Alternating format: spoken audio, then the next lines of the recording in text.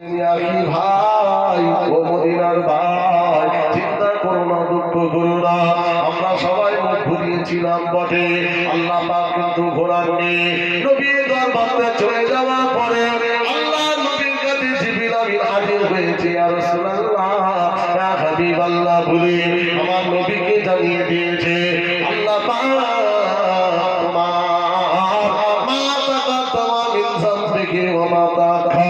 আগের এবং পরের জীবনের গুনাহ মাফ করে দিয়ে আল্লাহ তাআলা তোমাকে রহমতের কোলে জায়গা করে দিয়েছে।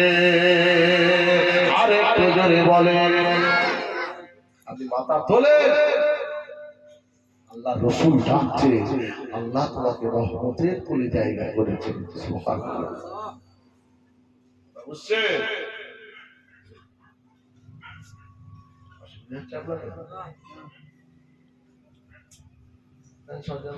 মুখটা মরা মরা, একবার জোরে জোরে লা ইলাহা, আরো জোরে লা ইলাহা, লা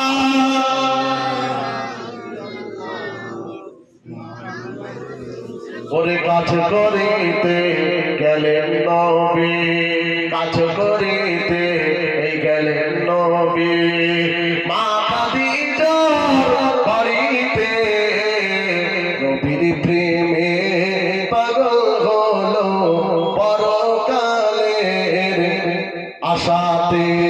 লাইলের প্রেমে এই মজনু পাগল, ইউসুফ প্রেমে জুলাইখা,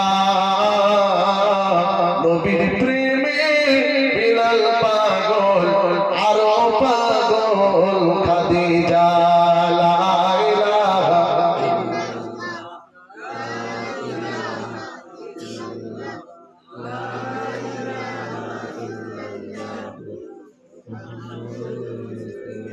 আমার নবী দয়ার নবী, আমার নবী দয়ার নবী, রাস্তা দিয়া হেঁটে যায়, মুচকে হাসি, হাসির পরে চাঁদের আলো হার মানায়।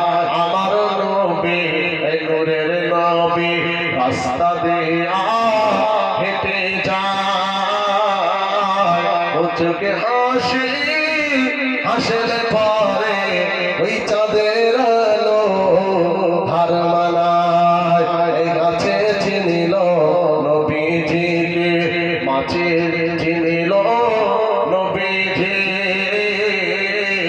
উম্মত হইয়া চিনিলাম না কো, চিনিল বনের হরিণী। লা ইলাহা, আরো জোরে লা